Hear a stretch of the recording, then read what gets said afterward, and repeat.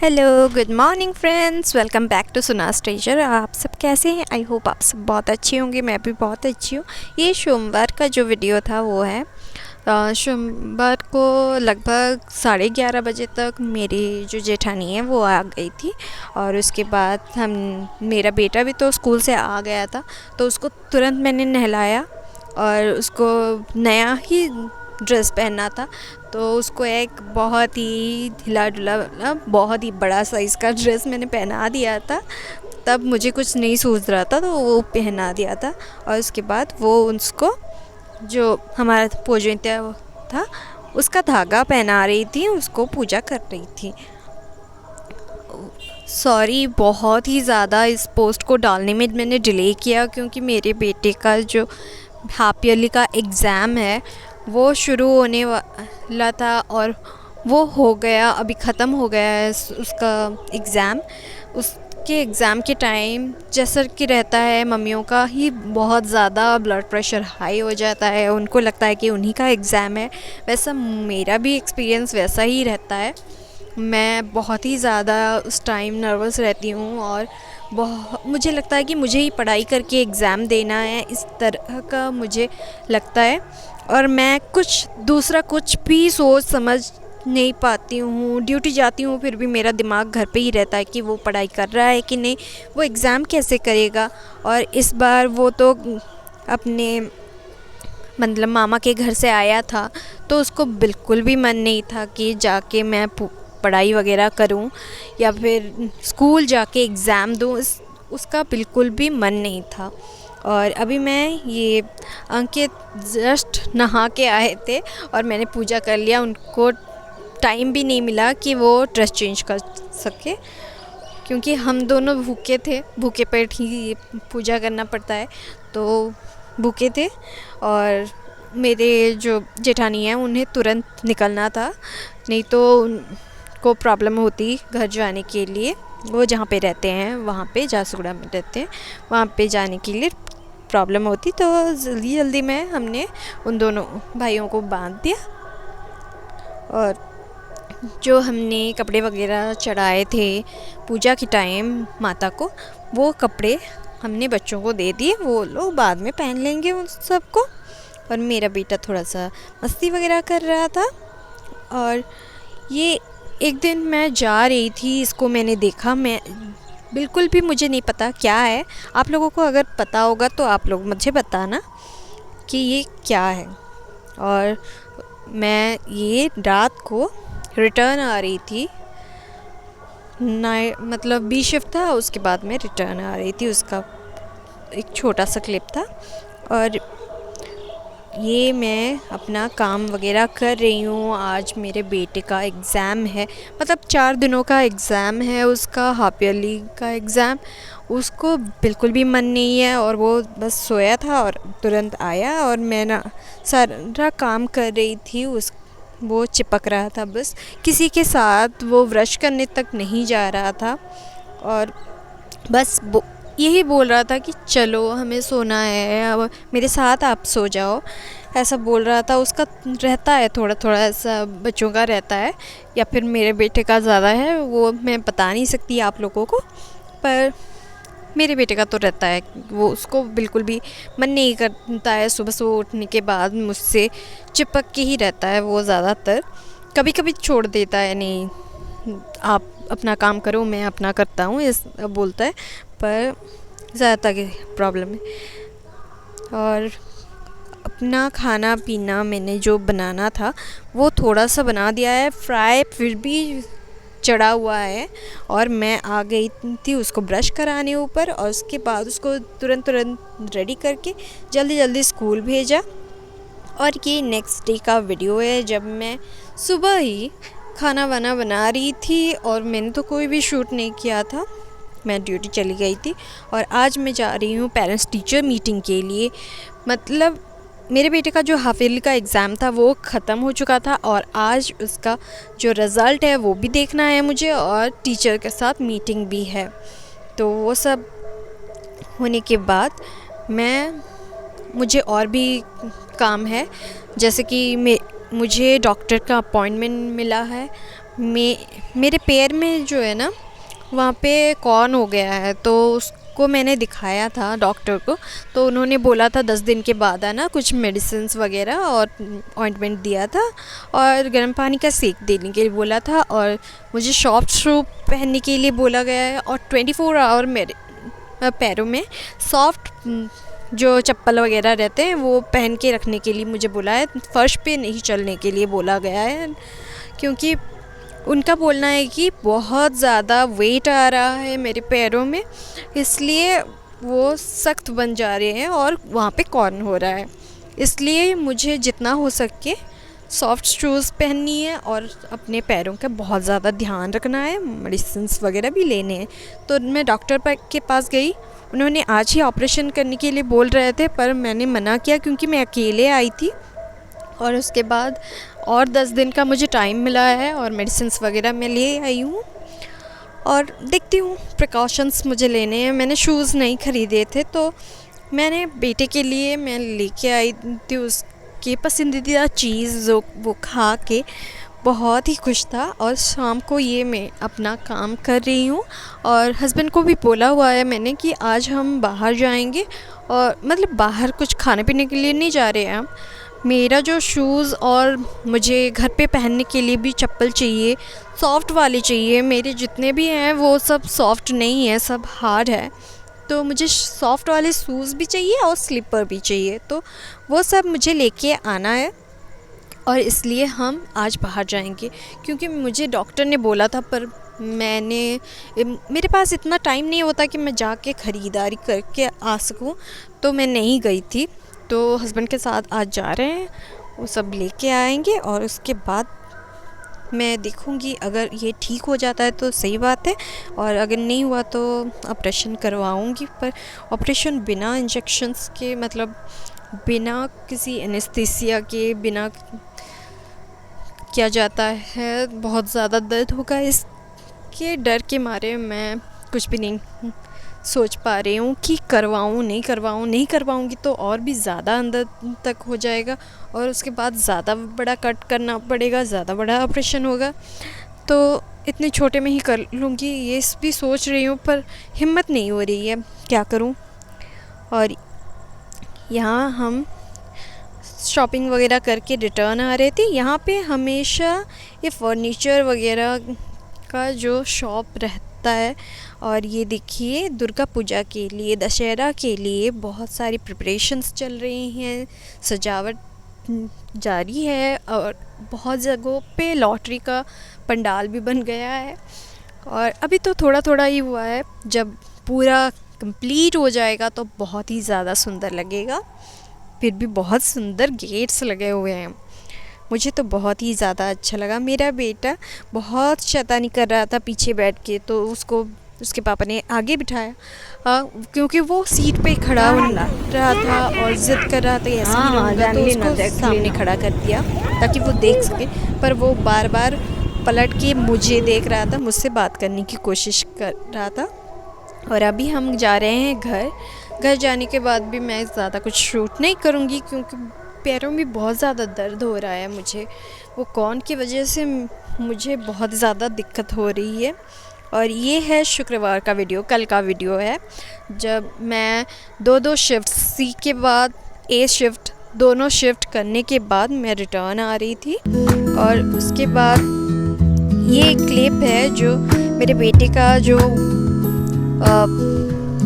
Fireless cooking किया था, उसने सैंडविच बनाया था उसके स्कूल में, उसका एक छोटा सा वीडियो है। अच्छे से आपको दिखा पा रही हूँ या नहीं। वर्ल्ड फूड डे पे ये किया गया था उनका, जो उसके जो टीचर हैं उन्होंने मुझे भेजा था, उसका मैं एक क्लिप दे रही हूँ। अच्छा है, ऐसी एक्टिविटीज़ होने से बच्चों को अच्छा लगेगा। इसके बहाने वो फूड के बारे में, हेल्दी फूड्स के बारे में, फ्रूट्स वगैरह के बारे में उनको मालूम हो जाता है। और ये सब हम घर पे ज़्यादा तक कर नहीं पाते हैं, क्योंकि हम लोग इतना टाइम तो बच्चों को दे नहीं पा रहे हैं। प्री स्कूल्स इसीलिए हैं शायद हमें हेल्प करने के लिए, और सारे प्री स्कूल्स को और जो प्री स्कूल के टीचर्स वगैरह हैं वो बहुत ही ज़्यादा कोऑपरेटिव हैं, इसलिए उन सबको मेरा थैंक यू हम लोगों को इतना ज़्यादा हेल्प करने के लिए।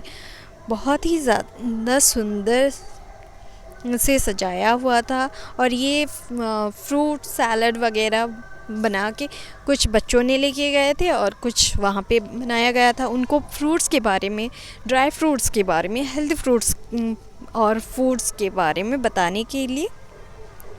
ऐसे एक्टिविटीज़ में ज़्यादा तक बच्चे सीखते हैं, ज़्यादा तक मतलब बुक लर्निंग में इतना ज़्यादा नहीं होता जो प्रैक्टिकल में वो सीख सकते हैं फ़न के माध्यम से।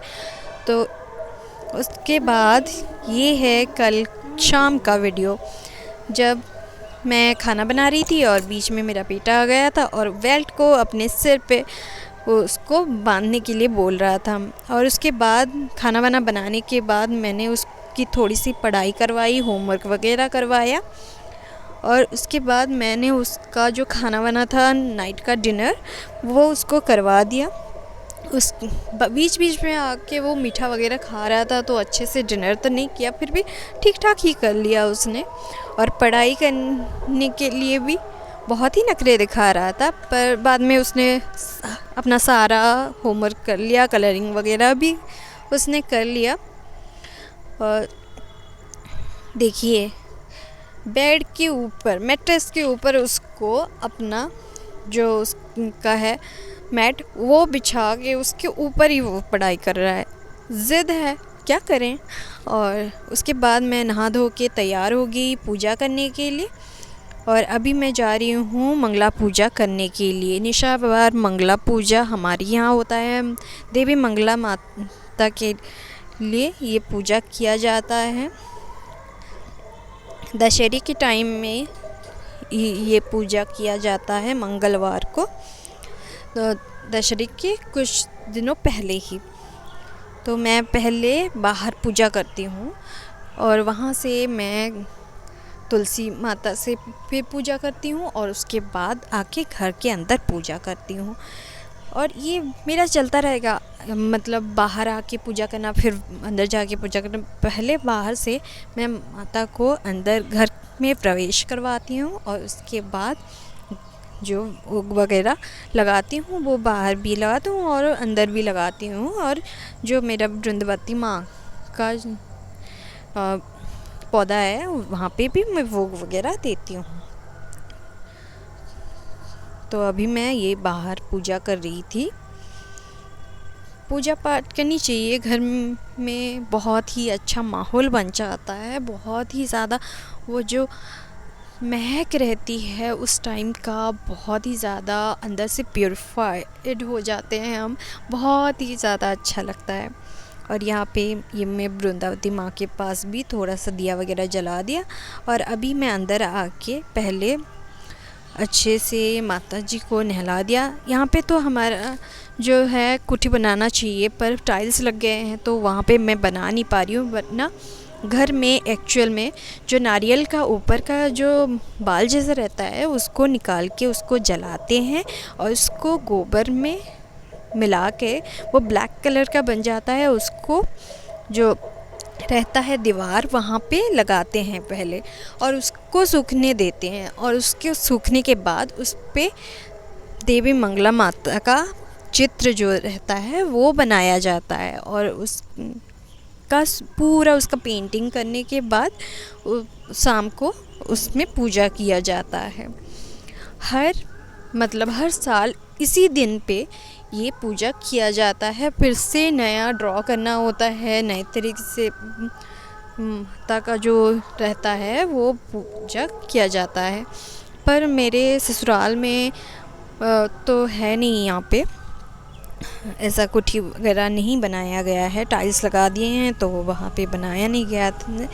अगर ऊपर अच्छे से जगह मिल जाए तो वहाँ पे मंदिर में बना दूँगी, सोचा है मैंने। मैं बोलूँगी कि बना दीजिए, अगर उनको अच्छा लगे तो वो लोग बनाएंगे।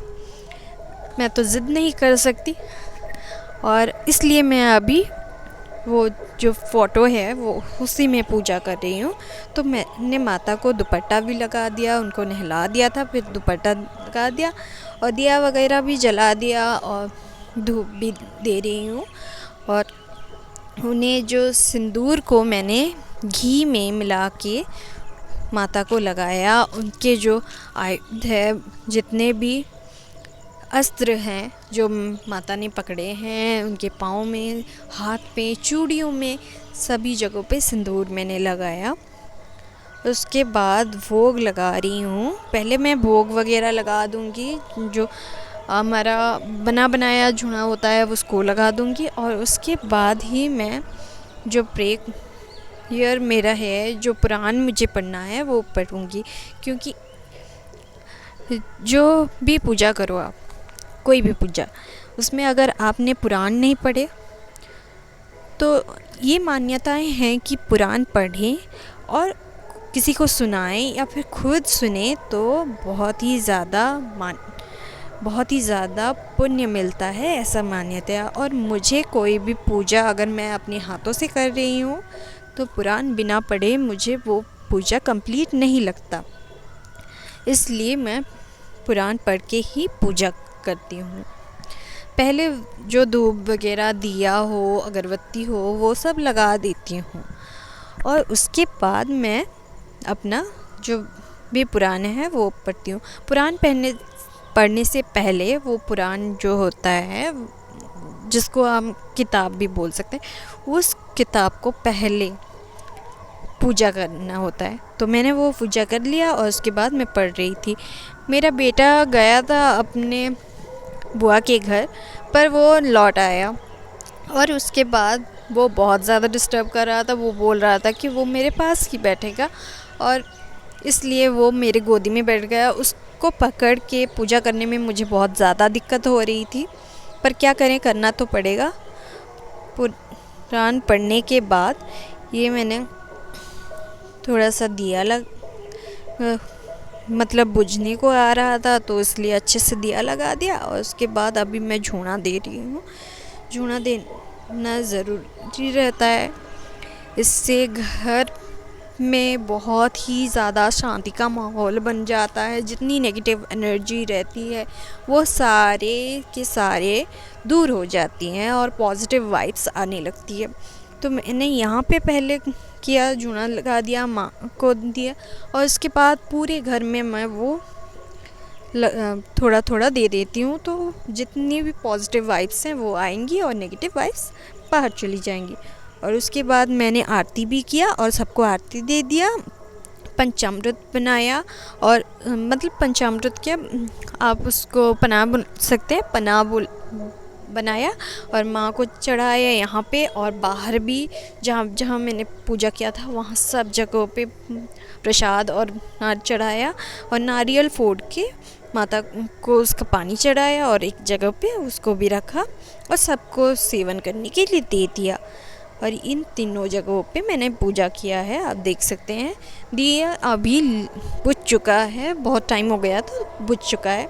उसके बाद जो धागा मैंने तारनी बोलते हैं, वो धागा चढ़ाया था, उसको मैंने पहन लिया था, और सब खा के सोने गए हैं।